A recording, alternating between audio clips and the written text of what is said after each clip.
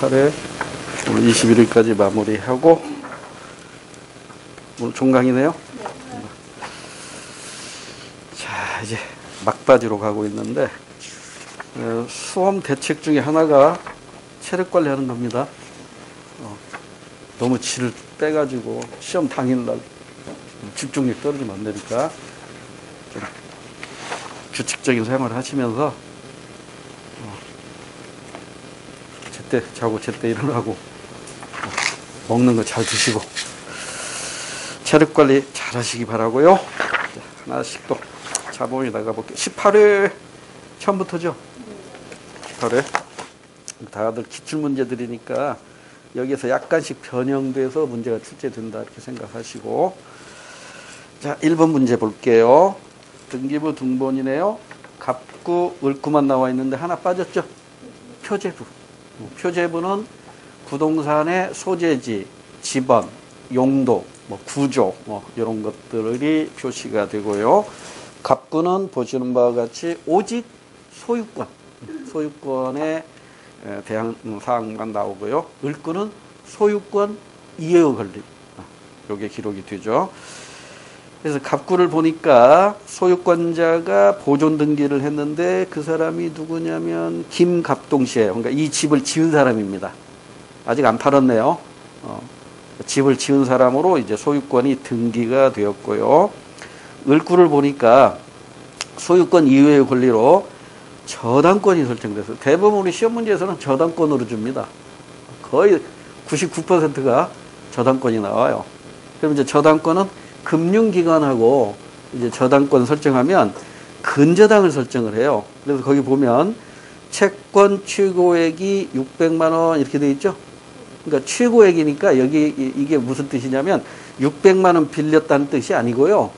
이걸 1.2로 나누면 그 값이 나옵니다. 20%를 좀 보태가지고 채권 최고액을 결정하거든요. 그러니까 한 500만 원 정도 빌린 걸로 이렇게 추산하면 돼요. 근데 정확한 금액은 몰라요. 정확한 금액은 은행 가야 알아요.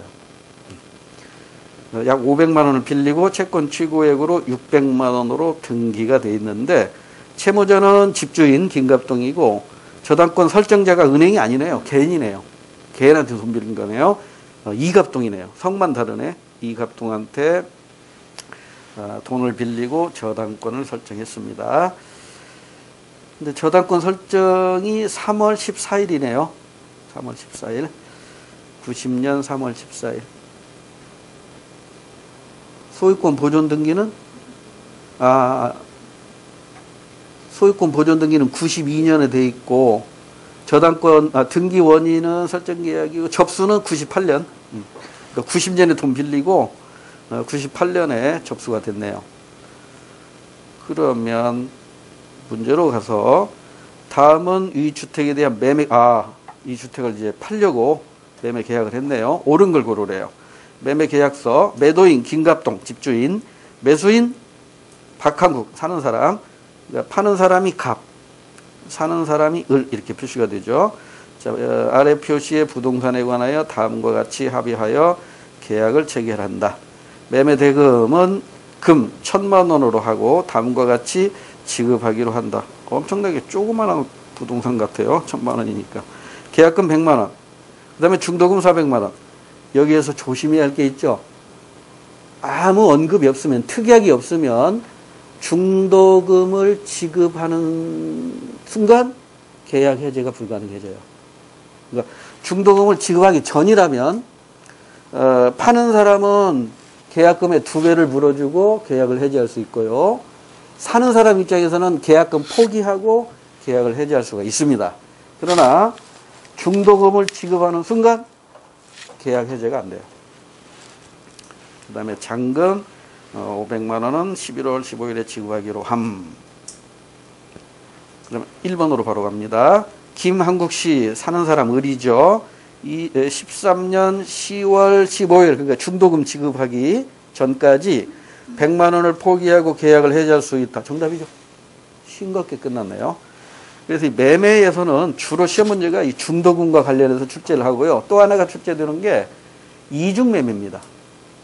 그러니까 지금 김갑동이라는 사람이 지금 박한국에게 팔기로 매매 계약서를 썼잖아요. 그리고 다른 사람하고 또 매매 계약을 해가지고 등기 서류를 다른 사람에게 넘겨버려요.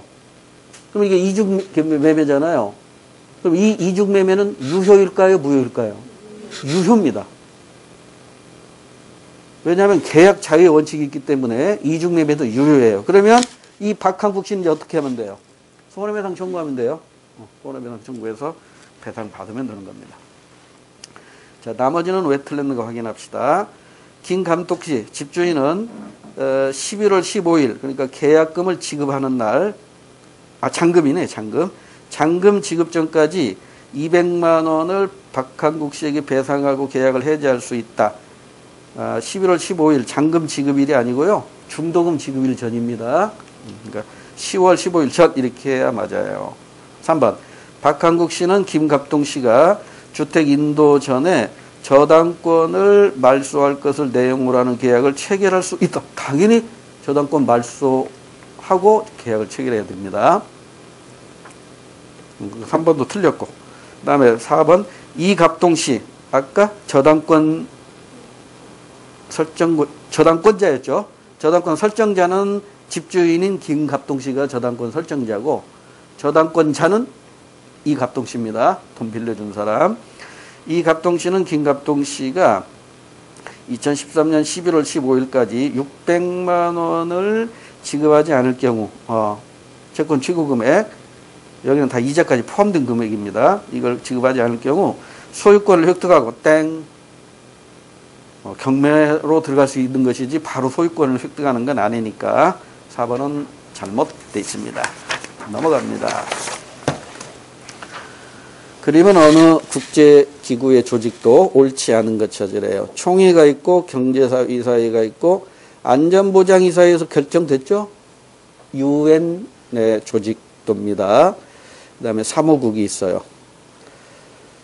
자, 1번. 자, 틀린 거 찾아야 돼요. A. 총회에서는 주권 평등의 원칙 하에 일국 일표주의가 적용된다. 맞습니다. 1번 맞고요. 2번. B. 안보리 안전보장이사회에서는 투표권이 차등 부여되며 일국 일표가 적용되지 않는다. 차등 부여되는 건 맞죠? 15개 이사국 중에 5개 이사국, 이 5개 이사국, 상임 이사국은 거부권을 행사할 수 있어요. 그리고 일국 일표 적용됩니다. 그래서 2번이 틀린 것으로 정답이고요. C의 장, 사무국, 그러니까 사무총장이라고 부르죠. 이 국제기구를 대외적으로 대표하는 역할을 한다. 맞고요. 약소국의 영향은 안보리보다는 당연히 총회에서 영향이 크죠. 3번 문제. 어느 소비자가 구매 상품의 흠으로 입은 피해를 구제받기 위한 절차 중 가에서 라에 대한 설명으로 옳지 않은 것. 사업자에게 적절한 보상을 의뢰한다. 부족하면 한국소비자원. 합의가 안 되면 분쟁조정위원회 요청. 조정에 불만이 있으면 민사소송으로 갑니다. 민사소송으로 해결한다. 옳지 않은 것 찾으래요. 가에서는 보상을 의뢰했는데 사업자가 7일 이내에 보상 여부를 알려줘야 된다. 맞죠? 통신 판매는 14일.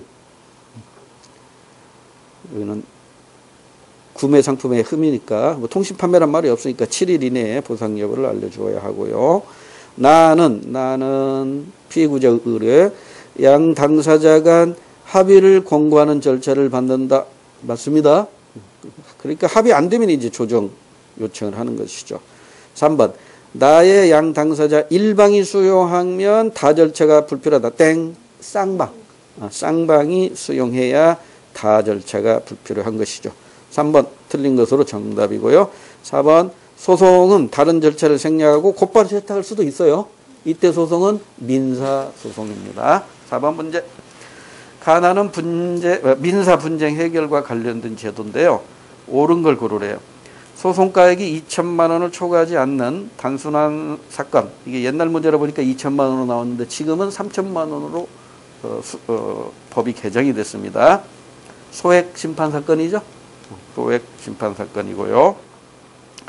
나번은 본격적인 소송 제기에 앞서 법관이나 조정위원회가 독자적으로 분쟁 해결을 위한 타협 방안을 마련하여 분쟁 당사자에게 수락을 권고하는 제도, 조정제도죠.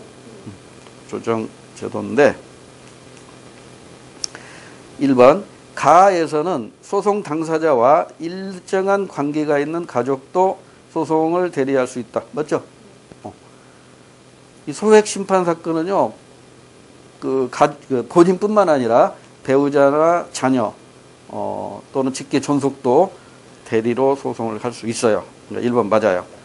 2번 가에서는 정확한 재판을 위해 3회 이상의 변론 진행을 원칙으로 한다. 땡. 1회로 끝납니다. 1회.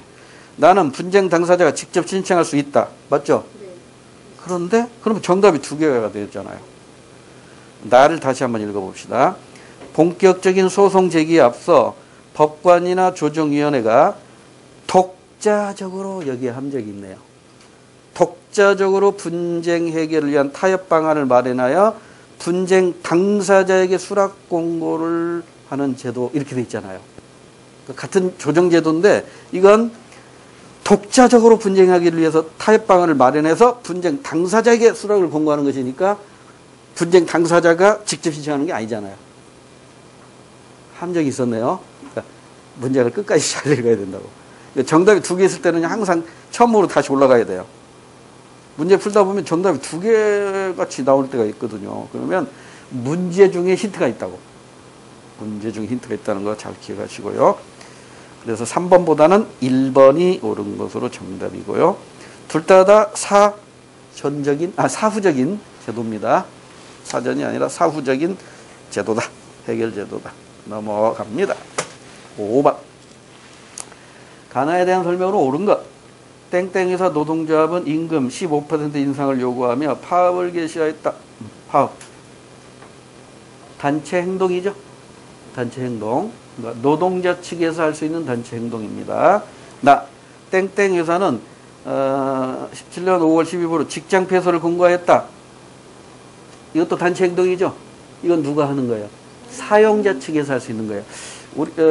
이걸 규정한 법이 노동조합 및 노동관계조정법인데 이 법에 의하면 근로자들이 먼저 단체 행동하고 나서 그 다음에 타협점을 못 찾았을 때 사장님이 세무서 가는 겁니다. 즉 폐업 신고하는 겁니다. 노동자들이 단체 행동 안 하고 있는데 사장님이 먼저 선수 쳐가지고 세무서 못 가요. 즉 직장 폐업 바로 못 오는 거예요. 순서가 있다고요. 그 정도 이해하시고 문제를 풀어보면 돼요. 1번 가에 나타난 권리는 근로자의 단체 교섭권이 아니라 단체 행동권입니다. 단체 교섭이 안 되니까 단체 행동으로 넘어간 거라고요. 2번 가의 쟁행위 이후에만 나를 할 수 있다. 이거 봤잖아요. 노동자의 단체 행동에 대해서 사장님과 타협이 안 되니까 사장님이 최후의 수단으로 로크아웃, 직장 폐쇄, 즉 세무서에 가서 폐업 신고하는 것이죠. 2번이 맞고요. 3번 나에 대해서 행정심판 청구할 수 있다. 아니 사장님이 나 그만하겠다고 이걸 가지고 더 해라. 행정심판이나 행정소송 못합니다. 말도 안 되는 얘기고. 그 다음에 가와 나의 권리는 근로기준법이 아니라 노동조합 및 노동관계조정법에 규정되어 있어요. 그럼 근로기준법에 규정된 건 뭐죠? 3가지가 있죠. 노동시간, 임금, 그 다음에 노동환경, 복지와 같은 거. 이렇게 3가지가 규정되어 있죠. 이 근로기준법이나 노동조합 등에 관한 법에 규정된 내용은 전부 강행법입니다. 강행법이라는 얘기는 이걸 어겼을 때는 처벌받는다 얘기예요.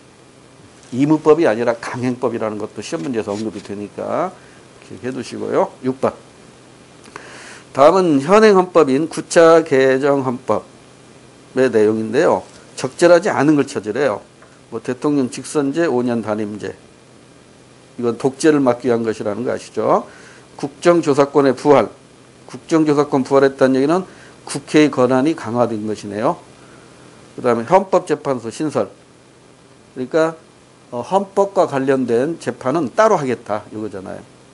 다 국민의 기본권 보장과 관계가 되는 것이고요.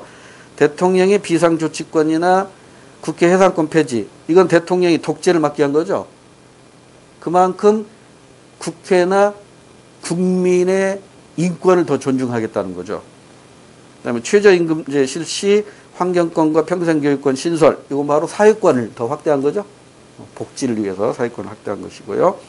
구속적부 심사 청구권 확대, 연좌제 금지, 형사 피고인의 무죄 추정, 이런 건 모두 개인의 신체의 자유, 개인의 신체의 자유를 보장하기 위한 내용들입니다. 이 내용과 관계없는 걸 찾아야 돼요. 사회권 내용이 확장되었나요?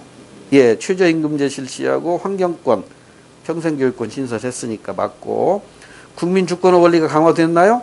예, 맞습니다. 대통령의 비상조치권이나 국회 해당권 폐지함으로써, 그러니까 독재를 예방함으로써 국민의 기본권이 더 보장되고 국민 주권이 더 실현되는 것이니까 2번도 맞고. 신체의 자유를 보장하기 위한 노력이 나타나 있나요? 예, 구속적 부심사 청구권 확대, 연좌제 금지, 이런 것들이죠. 연좌제 금지가 뭐죠? 그렇죠. 나와 관계없이 나의 7인척의 범죄 행위에 대해서 내가 그 책임을 지는 게 연좌제 금지입니다. 제가 알고 있는 선배 중에 전두환 정권 때인데요. 사법고시 합격해가지고 그 어렵다는 2차까지 통과했어요. 근데 면접에서 떨어지더라고요. 할아버지가 월북 한 거야. 옛날에 할아버지가 월북, 그 이후로 면접에서 계속 떨어지는 거예요. 그러니까 시험 보면 2차까지는 합격을 해요. 근데 면접에서 떨어뜨려요. 이게 연좌제죠. 그러니까 전두환 정부 들어서서도 연좌제는 없앤다고 헌법에 분명히 명시가 됐지만 남아 있었다고요. 그러니까 그 선배가 결국은 돌아버리더라고요. 그 후로 자취를 감췄어요. 그러니까 이 연좌제가 이렇게 무서운 거라니까요. 지금은 이제 많이 연좌제가 사라졌지만 예전에는 연좌제가 무서웠죠. 자, 그 다음에 4번. 국민 생활에 대한 정부 규제를 축소하고자 했다. 정부 규제를 축소한다는 내용은 여기서는 좀 찾아보기 어렵잖아요.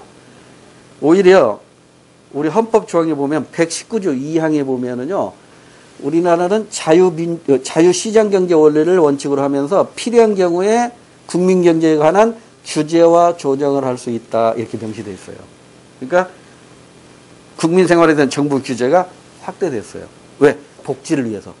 그러니까 4번이 잘못된 것으로 정답이에요. 7번 문제. 밑줄 친 기억년에 해당하는 사례로 옳은 걸 찾으래요. 아, 이건 뭐 간단한 문제죠. 정치 참여를 할 때 개별적으로 참여하는 게 있고 집단적으로 참여하는 게 있어요. 이런 문제도 이미 출제가 되고 있으니까 한 번은 보고 가야겠죠. 자, 기억은 개별적 참여, 즉 개인적 참여고, 니은은 단체, 집단적 참여입니다. 언론기관 내의 독자 투고. 개인적 참여죠. 개인적 참여. 요즘 청와대에 청원하는 것도 많죠. 이것도 개인적 참여입니다. 그 다음에 시민단체 활동 참가? 집단 또는 단체. 집단적 참여니까 1번이 정답이네요. 자, 선거에 투표하는 것 개인적 참여. 정부 당국에 청원하는 것도 개인적 참여. 공무단인권 행사 개인적 참여. 선거 투표 개인적 참여. 이익 집단 활동 참가 집단적 참여. 집회 및 시위 참가 집단적 참여. 이런 건 점수 주는 문제고요. 8번. 가나는 형사사건과 관련한 두 제도의 활용 사례입니다. 옳은 걸 고르래요.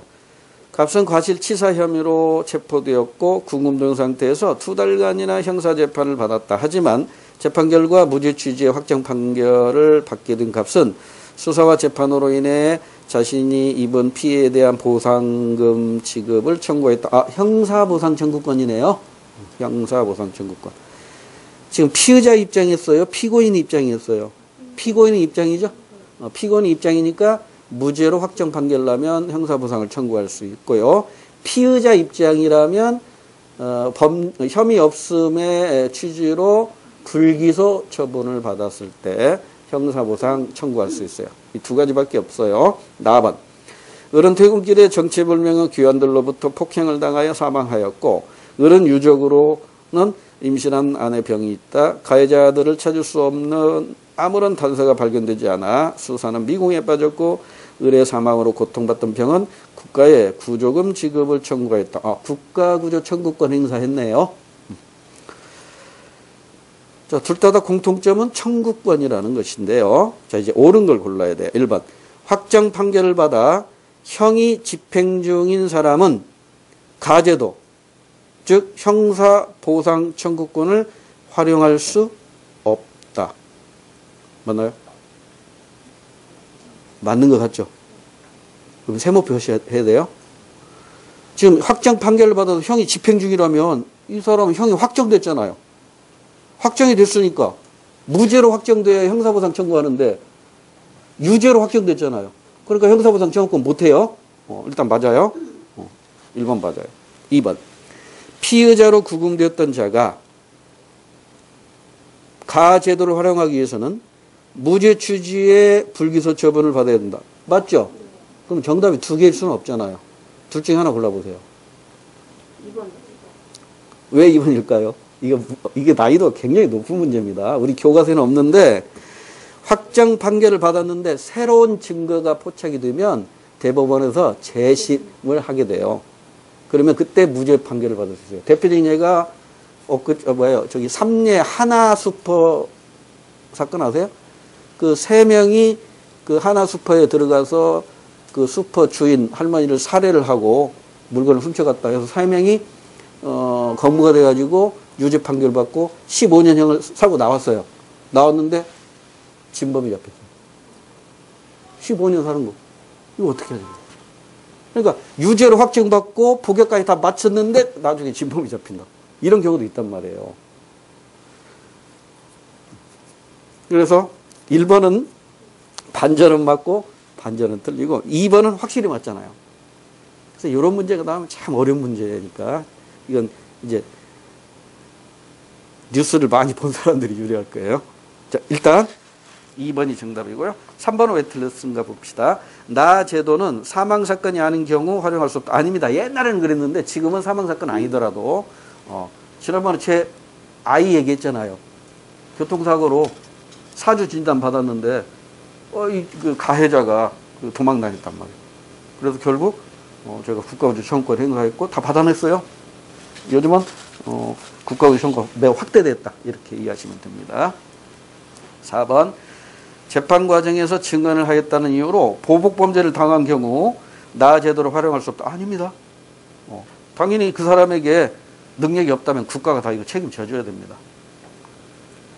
그래서 2번만 맞고 이 8번은 오답률이 굉장히 높은 1번과 2번 둘 중에 뭘 골랐냐에 따라서 오답률이 굉장히 높은 문제였는데 2번이 확실한 정답입니다. 9번 문제. 다음은 어느 국가기관이 배부한 보도자료의 일부입니다. 옳은 분석을 고르래요. 국회의원과 국회의장 간의 권한쟁.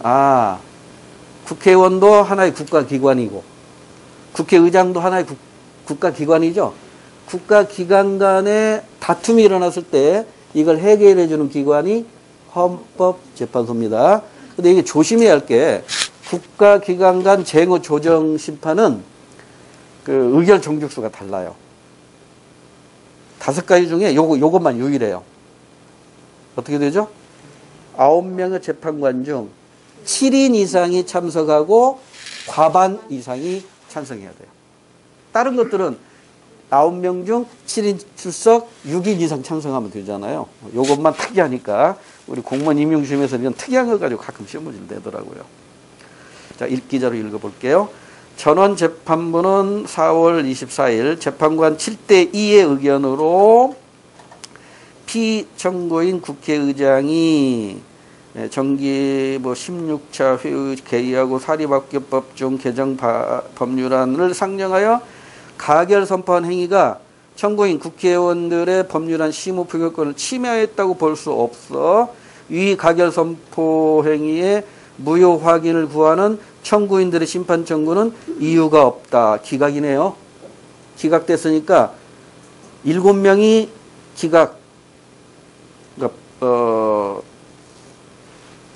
기각에 찬성한 것이고 2명이 받아들인 거겠죠. 자, 그러면 이제 옳은 분석 찾아야 돼요. 기각은 재판관 7대2의 의견, 권한쟁의. 기각 권한쟁의는 6인 이상이 찬성함으로써 땡. 7인 이상 출석해서 과반입니다. 과반. 그러니까 7인 이상 출석, 7명 출석했다면 4명이겠죠.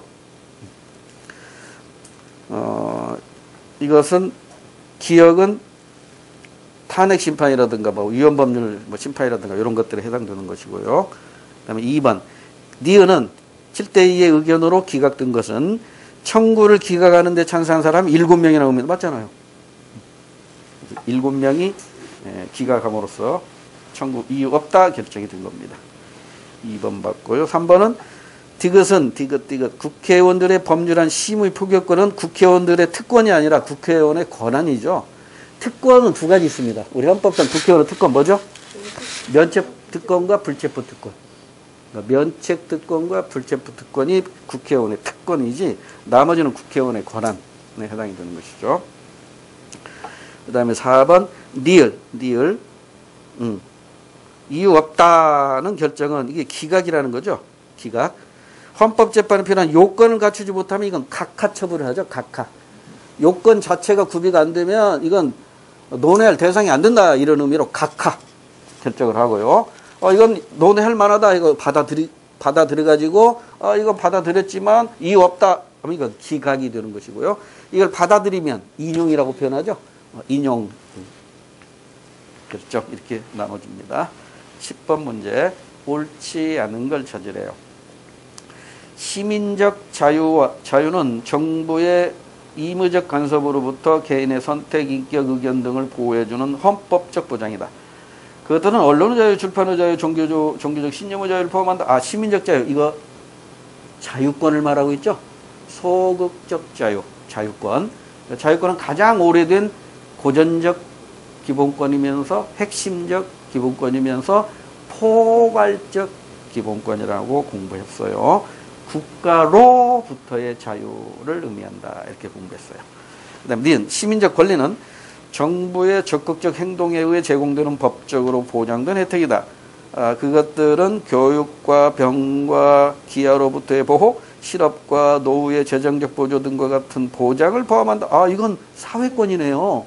그러니까 적극적 기본권입니다. 적극적인 자유를 의미하니까 국가에 의한 자유를 의미하고요. 개별적이고 열거적인 기본권입니다. 그래서 헌법에 있는 것만 보장되는 것이지 헌법에 없으면 보장 못해요. 자, 이제 옳지 않은 거 찾아봅니다. 1번 근대 입헌주의 원리는 기역니은의 실현을 중시하고 있다. 땡. 근대 헌법은요 자유권만 있어요. 사회권은 현대 헌법에 와서 드디어 명문화가 되는 겁니다. 그래서 근대 헌법의 효시가 미국의 버지니아 주헌법이라고 소개했고요. 현대 헌법의 최초의 헌법이 독일의 바이마르 헌법이라고 소개했습니다. 1번 틀렸네요. 그래서 정답이고요. 나머지 맞겠죠? 개인의 재산권 행사를 보장하는 것. 이건 자유권이니까 기역에 해당한다. 맞고. 니은은 공동체의 분열을 방지하여 사회 통합을 촉진시킨다. 사회권이니까 맞고. 그 다음에 기역은 소극적, 니은은 적극적. 맞습니다. 넘어갑니다. 그림과 같은 조세제도. 조세제도인데 조세에 대한 그림 제가 그래프 2개 그려드렸었죠. 여기 소득이 나와 있고 세액이 나와 있고 세액이에요? 세율이에요? 세액이죠. 그러니까 이 두 그래프를 제가 하나의 그래프로 이렇게 그려드렸어요. 시험 문제 많이 나왔던 건 세율 가지고 시험 문제 많이 나왔다고요. 그러다 보니까 이제 세율을 가지고 안 되고 이제는 세액을 가지고 출제를 하기 시작해요. 최근에는 세율과 세액을 같이 붙기도 해요. 그래서 세율 가지고 여기는 이제 과세소득이죠. 과세소득. 세율로 하면 비례세, 누진세, 이론상 존재하는 역진세. 그 다음에 여기서 모든 세율이 같으니까 모든 세액도 같겠죠. 그러죠? 세율이 같으니까 세액도 같아야 되잖아요. 그래서 요렇게 가고 요렇게 가고 요렇게 가는 그림이 나와요. 요렇게 가는 게 뭐예요? 요렇게 가는 게 비례세, 요렇게 가는 게 누진세, 그 다음에 요렇게 가는 게 역진세란 말이에요. 근데 이 역진세는 이론상 존재할 뿐이라고 그랬어요. 근데 그림을 보니까 요 하나만 딱 그려놨단 말이에요. 요 하나만 그려놨어요. 요것만 그려놨다고. 역진세를 그려놓은 거예요. 실제 현실적으로 존재해요, 안 해요? 안 해요. 우리나라의 소득세에 적용된다. 땡. 소득세는 누진세율이 적용돼요. 왜냐하면 직접세기 때문에 누진세율이 적용이 돼요. 그 다음에 소득 대비 조세 부담의 역진성이 가장 강하죠. 역진성이 없는 건 누진세율. 비례세율은 역진성이 있어요, 없어요? 있어요. 비례세율도 역진성이 있지만 역진세에 비하면 적은 편이죠. 그 다음에 3번. 일반적으로 간접세보다는 직접세에 부과한다. 땡. 현실적으로는 존재하지 않아요. 그 다음에 고소득층보다는 저소득층에게 유리하게 아니죠. 돈 못 버니까 세금 몽땅 걷어가는 거고, 돈 많이 버니까 너 고생했어, 세금 조금 걷어가는 거잖아요. 그러니까 이 역진세는 고소득자에게 유리하다고 할 수 있죠. 예전에 중세 때 잠시 있었지만 지금은 존재하지 않는 세금입니다. 12번은 너무나 많이 보았던 그림이죠. 근데 이제 숫자 가지고 출제했네요. 숫자를 대입해서 지금 출제를 했어요. 자, 시장 생산량 몇 개? 3만 개죠? 3. 취득 생산량 2만 개. 시장 가격 3달러. 취득 가격 4달러. 이렇게 되는 거죠. 소비자가 부담할 가격 4달러, 생산자 가격 2달러. 그러면 2달러하고 4달러 차이가 바로 뭐예요? 조세. 세금이죠. 세금. 이 그림은 너무 많이 제가 설명드려서 더 설명하지 않을게요. 자, 이제 옳은 걸 찾으래요. XJ의 시장 가격은 2달러 상승한다. 아니죠. 3달러에서 4달러로, 아니, 3달러에서 4달러로 1달러 상승하는 거고, 정부의 조세 수입은 그 면적 계산해 보세요. 2 곱하기 2죠. 정부의 조세 수입, 그 사각형 면적 계산할 줄 알죠? 네, 2 곱하기 2니까 4만 달러 증가하고요.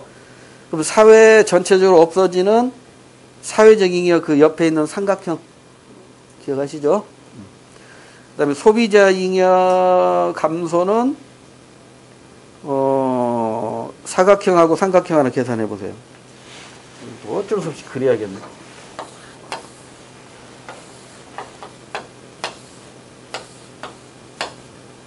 사적, 사회적. 이거 너무나 유명한 그림이잖아요. 99%가 이 그림 가지고 출제한다니까요. 여기에서 뭐가 결정된다? 시장 생산량. 사적 하면 시장 생산량하고 연결하고, 사회적 하면 뭐가 연결돼요? 최적 생산량하고 연결된다고. 그러니까 시장에다 바뀌니까 지금 과잉 생산이 된 거라고. 과잉 생산된 것이니까 마이너스 외부 효과죠. 마이너스 외부 효과. 외부 불경제 이렇게 표현할 수 있어요. 시장 가격은 이거겠죠. 얼마야? 3만 달러. 취득 가격은 4만 달러. 그래서 이만큼의 텍스를 부과해가지고 요만큼의 세금에다가 거래가 얼마만큼 됐어요? 취득. 이만큼 세금 부과하니까 이렇게 줄어든 거잖아요. 여기서 균형이 이루어진 거잖아요. 그러니까 요만큼 거래가 된 거라고. 그래서 정부의 재정 수입은 요 면적이라고. 요 면적. 그러니까 2 곱하기 여기가 2죠. 2. 여기는 3인가? 네, 4. 그러니까 이게 4만 달러가 정부의 조세 수입이고, 그래서 이만큼이 소비자 잉여로 줄어드는 거죠. 이만큼이 소비자 잉여로 줄어들었는데 다행히 국가가 이만큼 먹었어. 그러니까 소비자 잉여 감소분은 이만큼이고, 그 다음에 생산자 잉여는 이만큼 줄어들었죠. 생산자 잉여는 이만큼 줄어들었다고. 그런데 이만큼은 정부가 먹었으니까 이만큼이 생산자 잉여 감소분이라고. 그러니까 이 면적, 이 날개같이 생긴 이 삼각형 면적이 바로 사회적 잉여의 감소분이란 말이에요. 이 그림은 기계적으로 나와야 됩니다. 그래서 소비자 잉여 감소분은 어떻게 돼? 2에다가 11,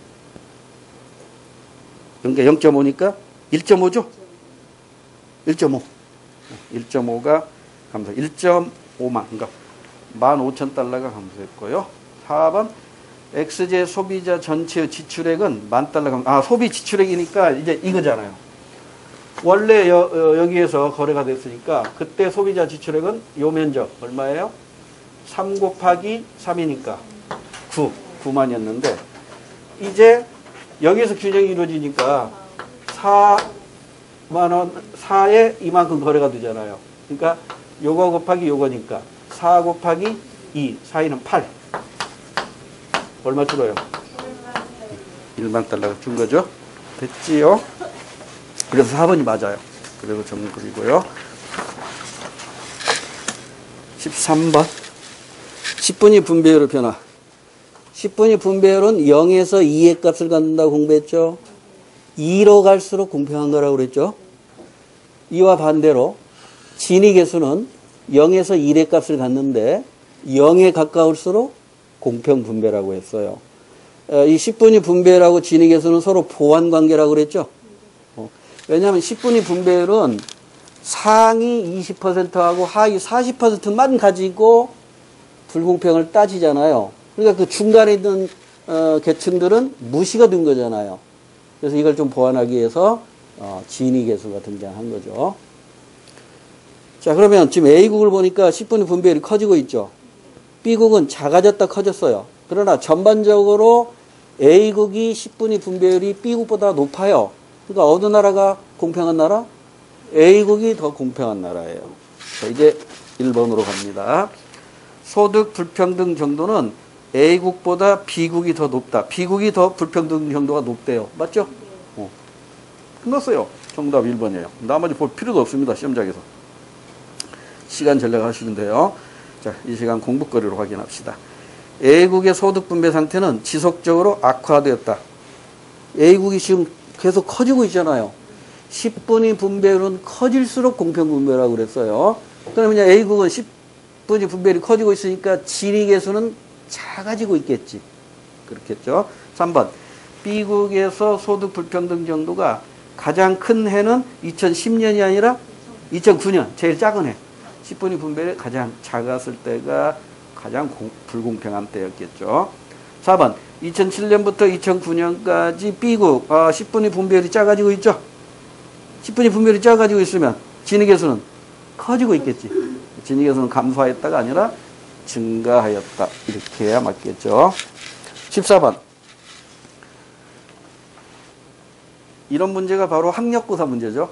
지금까지 우리가 풀었던 문제들은 이제 수능형 문제고 단답 형식으로 나오는 게 이제 학력고사 문제인데 우리 공무원 임용시험은 가끔 이렇게 몇 개씩 이런 문제를 내요. 그러니까 여기에서 시간 전략 많이 하셔야 됩니다.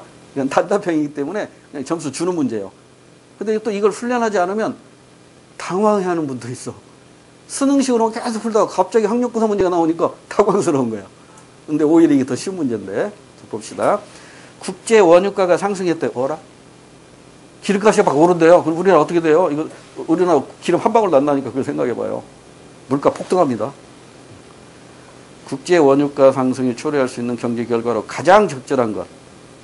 물가 폭등부터 쳐줘야죠. 2번 정답입니다. 나머지는 직접 관계가 없죠. 15번. 우리나라 빅맥지수에 관한 자료인데 이에 대한 옳은 분석은 요건 수능 기출문제가 아니라 평가원 모의고사 기출문제입니다. 우리가 보통 환율을 표시할 때 이렇게 표시하잖아요. 외국 화폐 대비 자국 화폐 이렇게 표시하잖아요. 그러니까 환율 표시는 외화 기준이라고 공부했죠. 그러니까 외화를 기준으로 해서 우리나라 원화로 표시가 되는 거라고. 그러면 이게 이를테면 1,000원에서 1,500원이 되었다 하면 달러 값이 오른 거죠. 달러 값이 올랐잖아요. 달러 값이 오르면 우리나라 돈값은 떨어진 거죠. 그러죠. 그런데 이게 달러 값하고 원화 가격이 이게 제대로 반영이 되어 있느냐, 이건 알 수가 없다고. 그래서 미국에서 만드는 빅맥이 미국에서 얼마에 팔리는가, 거기 보면 빅맥 지수에 보면은 거기 3.85라고 나와 있죠. 빅맥이 3.58달러로 팔려. 그리고 우리나라에서는 지금 우리나라에서는 빅맥이 얼마에 팔려요? 3,400원에 팔려. 그러면 3.58달러하고 3,400원하고 같다는 얘기잖아. 왜? 이게 똑같은 빅맥이니까. 똑같은 빅맥이니까. 그러면 이렇게 나눠봐요. 그러면 1달러가 얼마가 돼야 돼? 거기 나와 있잖아. 900 얼마야? 950원. 950원이 되어야 우리나라 가치, 돈 가치하고 미국의 달러 가치를 실물로서 제대로 반영한 거라고. 이걸 빅맥 지수라고 해요. 이건 이제 영국의 통계기관에서 이게 만든 건데, 가끔 이제 시험 문제에서 이 환율이 과대 계산될 때도 있고, 환율이 과소 계산될 때도 있잖아요. 이걸 묻기 위해서 이 빅맥 지수를 가져옵니다. 우리 시험에서 아직 한 번도 안 나왔어요. 혹시 몰라서 이 문제도 하나 골라봤는데, 근데 이렇게 돼야 되는데, 지금 실제 현실적인 환율은 얼마가 나왔어요? 시장 환율은 1130원 퍼 달러라고. 그러니까 달러 가치가 이게 맞은데, 이렇게 계산됐으니까 과대 평가된 거라고. 그러니까 달러 가치가 과대 평가됐다는 얘기는 원화 가치는 어때요? 과소평가된 거지. 이걸 묻기 위해서 이 빅맥 지수를 가져오기도 해요. 빅맥 지수 이외에도 뭐 코카콜라 지수도 있고요. 여기 러시아 가봤더니 초코파이 지수라는 것도 있더라고. 초코파이 잘 팔리더라고요. 초코파이 지수 뭐 이런 것도 있어요. 그런 건 우리 시험 문제는 진짜 관계가 없고, 빅맥 지수 정도는 우리 시험에서도 언급될 수 있기 때문에 제가 이 문제를 하나 선택해 왔습니다.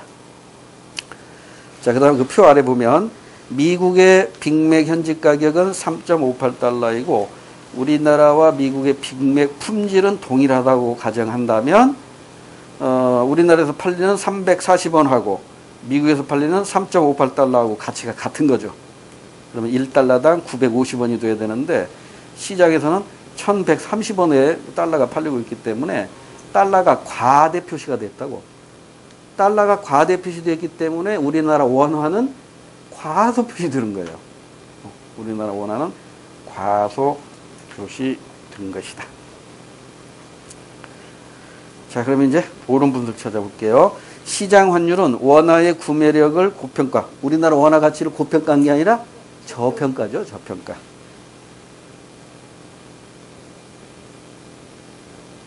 그래서 하나만 더 짚고 넘어갈까요? 그럼 우리나라가 미국하고 수출할 때 우리나라가 유리해요? 미국이 유리해요? 달러 가치가 높으니까 우리나라가 유리해. 우리나라가 유리해. 왜? 우리나라 물건이 달러로 표시하면 싸게 표시되잖아. 우리나라가 유리하다. 이 정도는 기억하세요.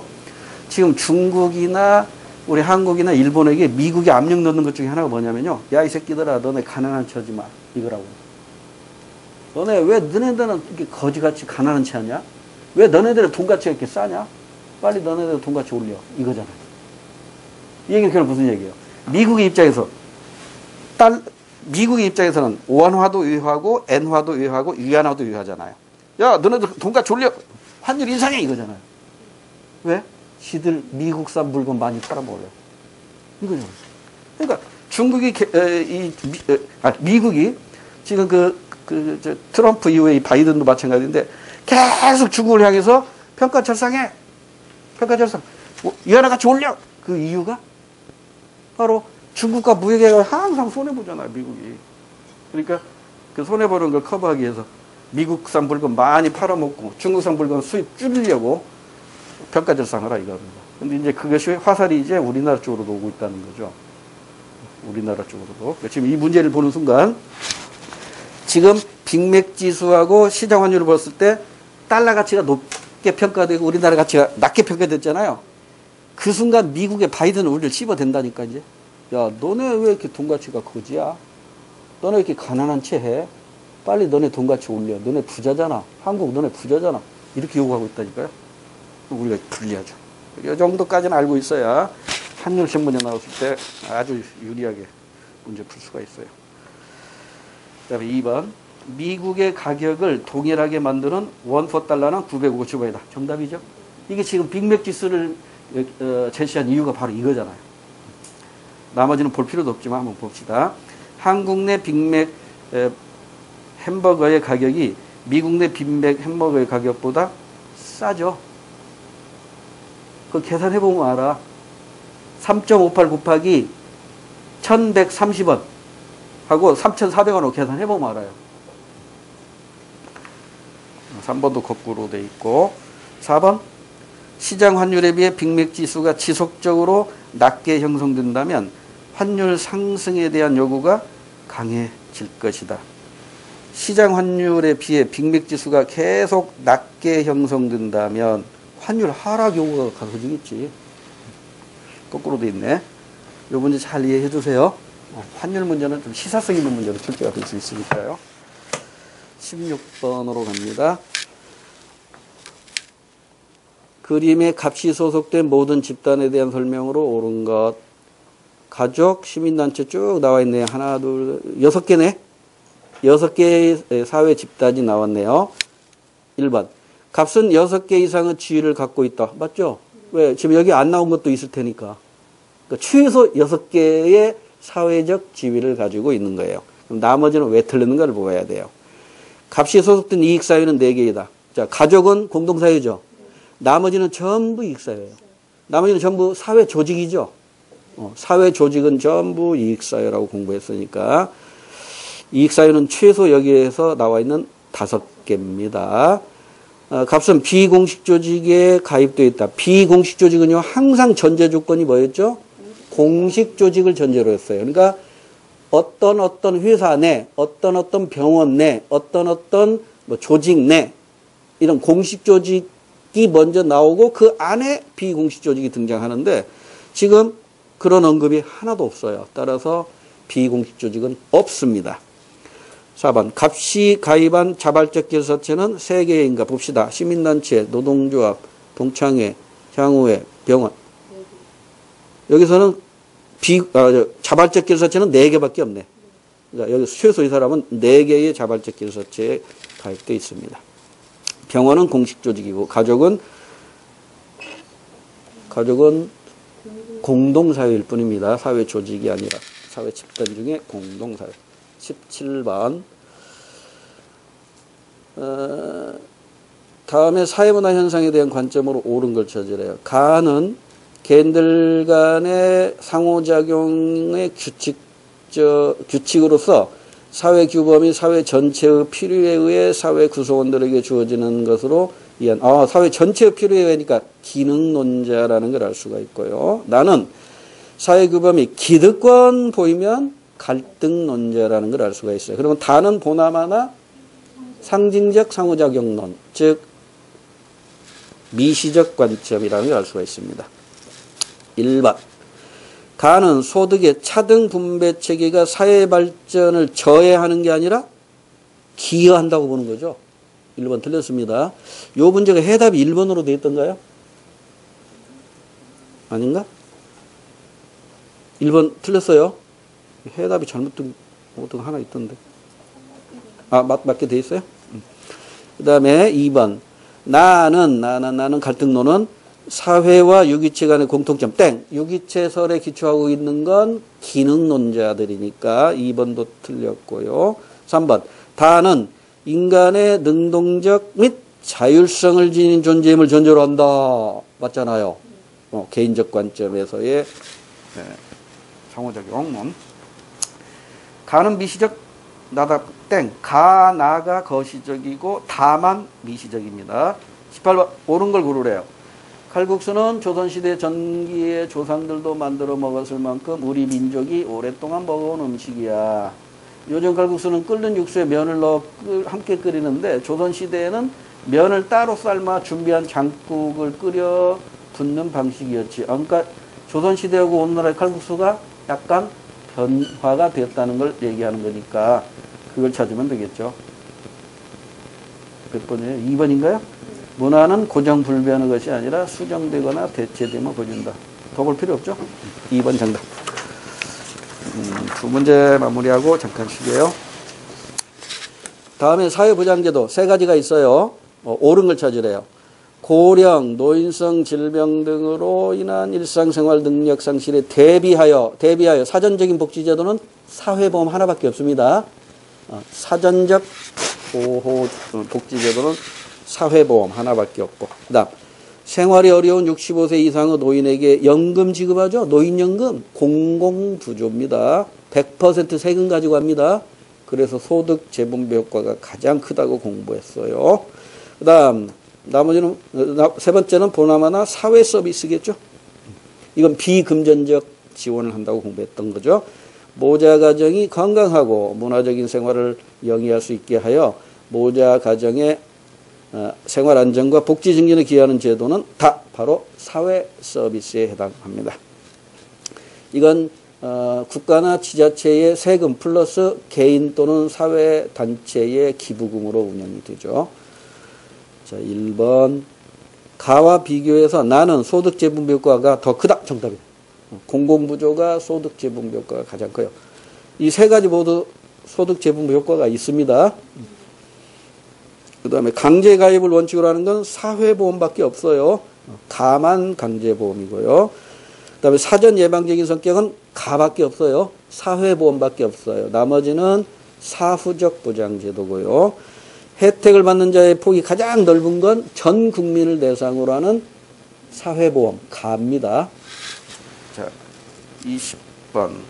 자, 이건 도구를 이용해야 된다고 그랬죠? 근데 도구가 나왔어. 여기 지금 여기 보면 여기가 부모고 여기가 본인이죠? 부모, 부친. 그러면 이게 뭐예요? 20, 60, 120.